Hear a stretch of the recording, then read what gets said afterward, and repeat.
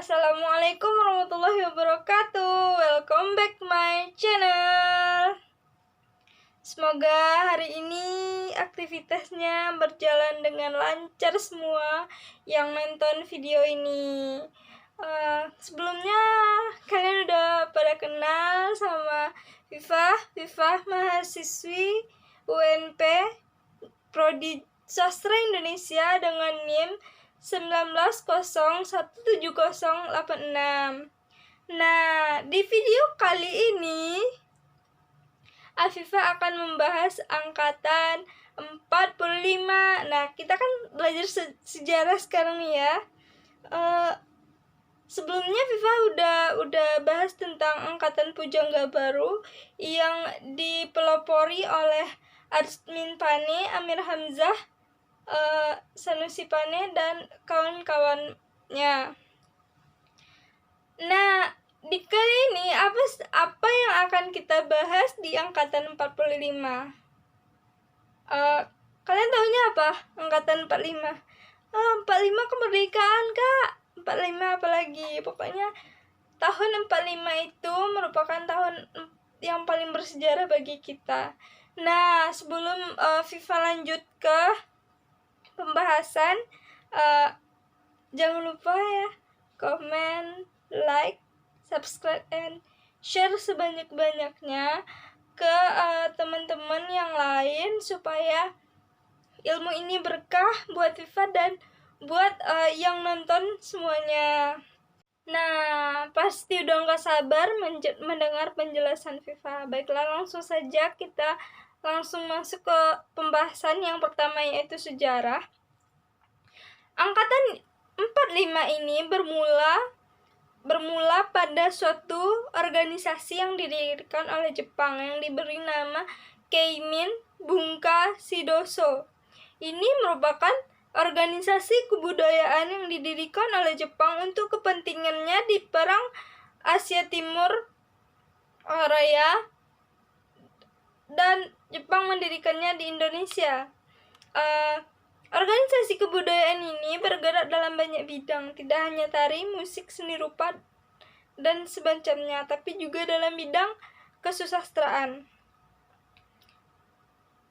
Di dalam organisasi ini, sandiwara atau drama mengalami perkembangan pesat. Namun yang lebih mencolok yaitu perkembangan puisi. Nah, disinilah kita tahu puisi modern muncul, atau sangat-sangat di awal mula titik balik puisi modern ada di Indonesia, yaitu ketika pada suatu malam organisasi kebudayaan ini mengadakan pembacaan saja atau festival saja yang dibacakan oleh Sultan Takdir Ali Syahbana. Namun ada seorang pemuda yang berbaju lusuh mengatakan kalau STA itu sudah ketinggalan zaman. Nah, dia juga membacakan sajanya, yaitu yang berjudul Aku. Kita tahu siapa yang punya puisi Aku, cuman yaitu Chairil Anwar. Nah, lalu Rosihan Anwar menyadari bahwa kesusastraan baru Indonesia telah lahir, yang dibawa oleh Chairil Anwar. Nah, Rosihan Anwar dan Chairil Anwar dan Idrus dan teman-teman, dengan begitu mereka yang telah menyadari bahwa kesusastraan Indonesia sudah lahir yang baru, mereka juga mendirikan suatu organisasi yang mewadahi mereka mereka menampilkan tempat mereka berkarya, yaitu Gelanggang Merdeka. Nah, tidak sampai di situ, angkatan 45 juga banyak sebelum menjadi sebutan angkatan 45 sudah banyak orang yang menjuluki angkatan ini. Nah, dengan angkatan ini juga pernah disebut angkatan Chairil Anwar, angkatan, dan sampai pada akhirnya Rosihan Anwar menyebut angkatan ini angkatan 45. Mereka yang mendirikan organisasi Gelanggang Merdeka membuat surat kepercayaan Gelanggang. Surat kepercayaan Gelanggang ini merupakan landasan untuk mereka berkarya, untuk mereka menulis ke depannya, karena mereka merupakan angkatan baru atau sastra baru yang lahir pada masa itu. Surat ini secara umum berisikan tentang mereka menyatakan, kami adalah ahli waris yang sah atas kebudayaan dunia, dan kebudayaan ini kami teruskan dengan cara kami sendiri.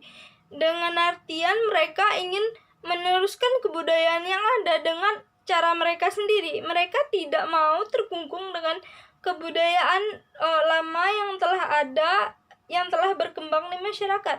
Tapi mereka ingin mengembangkan kebudayaan mereka dengan cara mereka sendiri.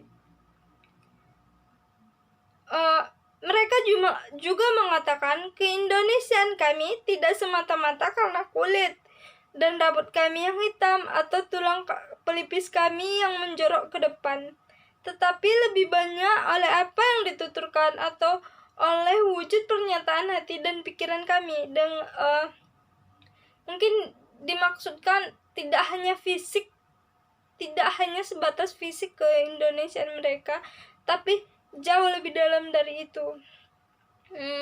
Mereka juga tidak akan memberi kata ikatan terhadap untuk kebudayaan Indonesia.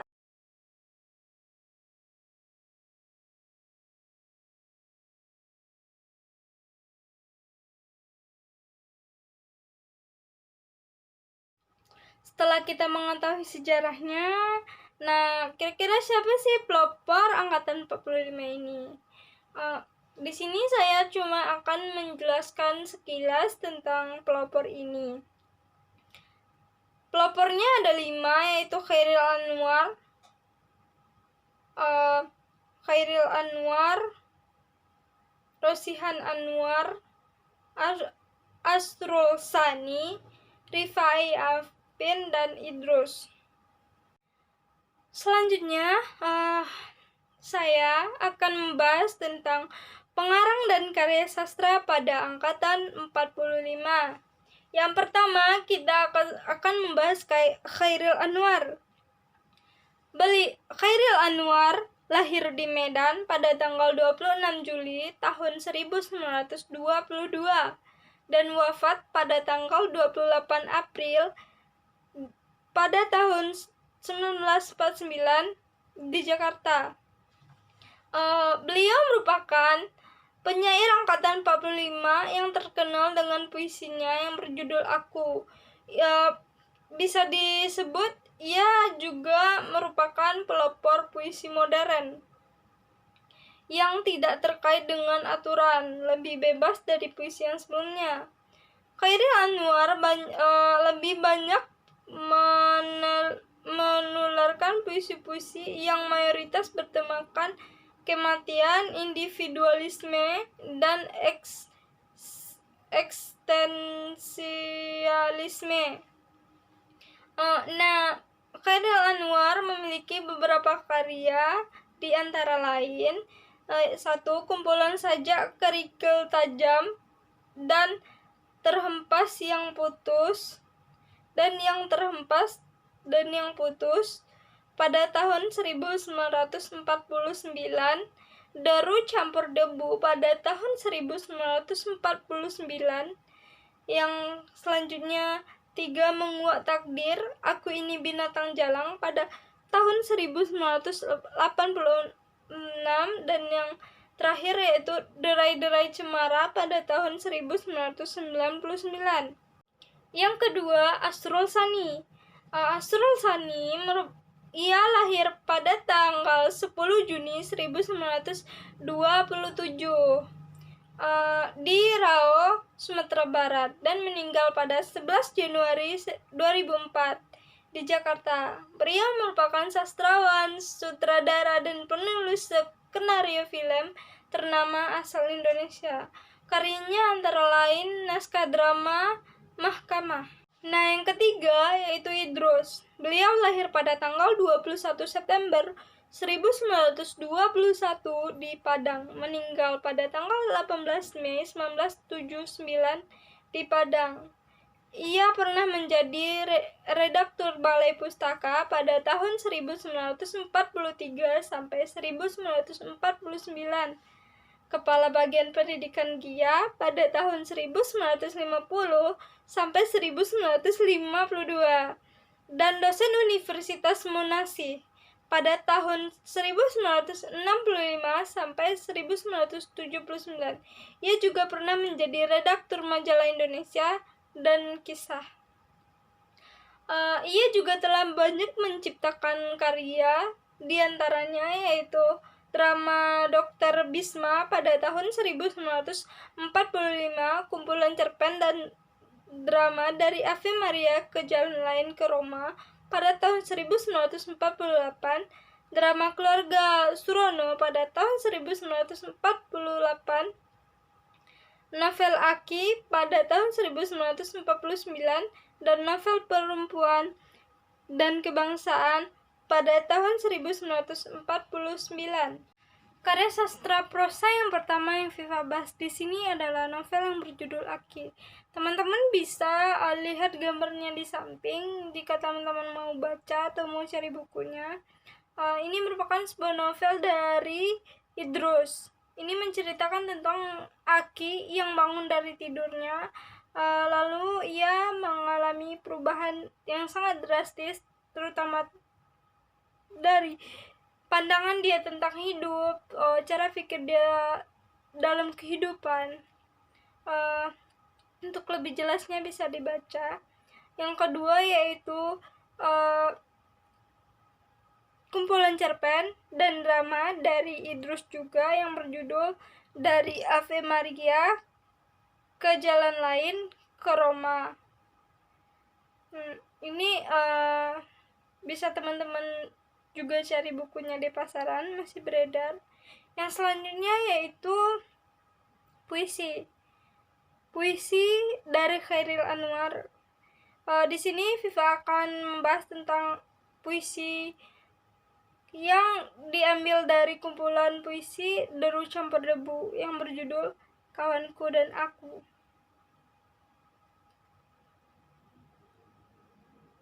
Kawanku dan aku. Kami sama pejalan laut, menembus kabut, hujan mengucur badan. Berkakuan kapal-kapal di pelabuhan. Darahku mengental, pekat. Aku tumpat pedat. Siapa berkata-kata?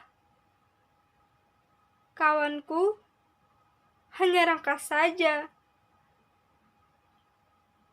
Karena dera mengelucak tenaga. Dia bertanya jam berapa. Sudah larut sekali.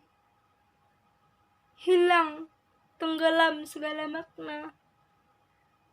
Dan gerak tak punya arti.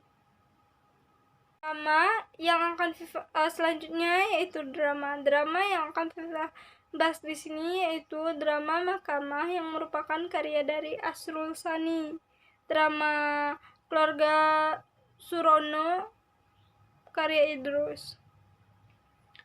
Setelah karya sastra, marilah kita telaah bagaimana sih ciri-ciri karya sastra angkatan 45 ini.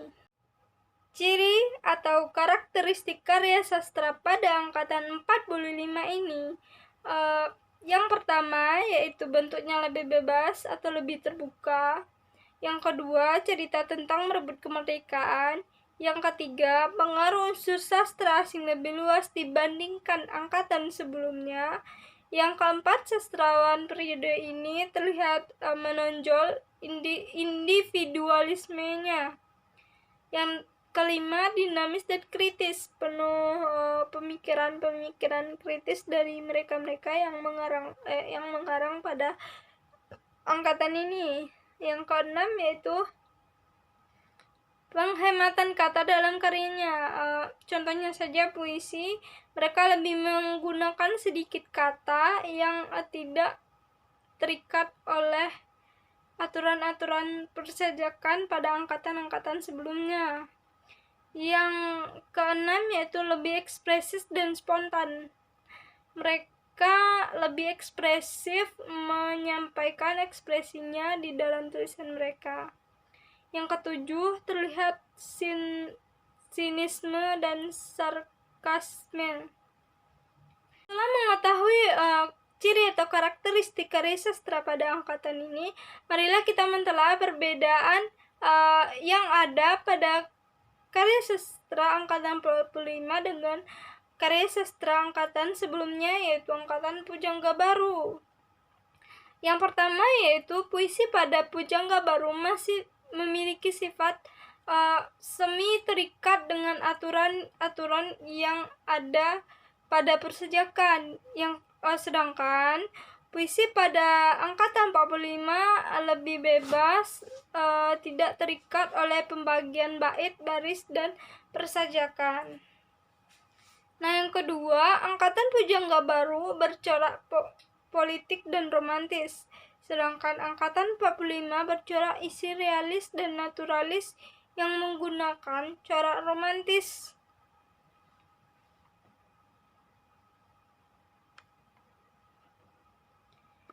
Yang ketiga, angkatan Pujangga Baru bertemakan pendidikan dan kehidupan sehari-hari, sedangkan angkatan 45 bertemakan merebut kemerdekaan, baik itu kemerdekaan nasionalisme yang disampaikan secara gamblang atau secara tersirat.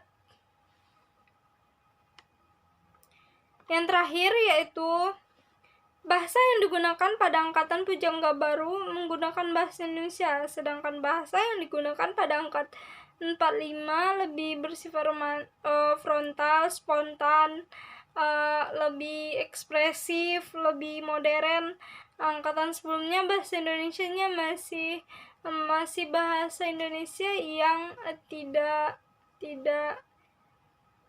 ekspresif, bukan tidak ekspresif, kurang ekspresif ya, mungkin lebih tepatnya. Nah, sekian pembahasan FIFA. Semoga ilmu ini bermanfaat. Kita telah tiba di penghujung video. Kan. Perpisahan telah menunggu. Nanti kita ketemu lagi di video selanjutnya. Sampai jumpa, tapi jangan lupa like, subscribe, dan dihidupin juga loncengnya biar kalian tahu pembaruan atau penguploadan video baru dari FIFA yang akan membahas angkatan-angkatan selanjutnya dan informasi-informasi yang lebih bermanfaat lagi. Terus sudah kalian subscribe, lalu kalian komen yang tidak kalian mengerti, FIFA akan berusaha menjawab semampu FIFA. Kita sama-sama belajar. Nah, yang keempat, kalian share video ini ke teman-teman yang nonton video ini, share di sosial media. Nah, kan kalau kita berbagi ilmu ini kan pahalanya terus ngalir ke kita, jadi orang-orang di luar sana juga tahu. Nah, udahlah ya, daripada FIFA ngebacot lebih banyak lagi. Udah, sekian video dari FIFA. Sampai ketemu di video selanjutnya. Semoga harinya menyenangkan. Jangan lupa bersyukur dan tersenyum untuk hari ini. Bye bye. Assalamualaikum warahmatullahi wabarakatuh.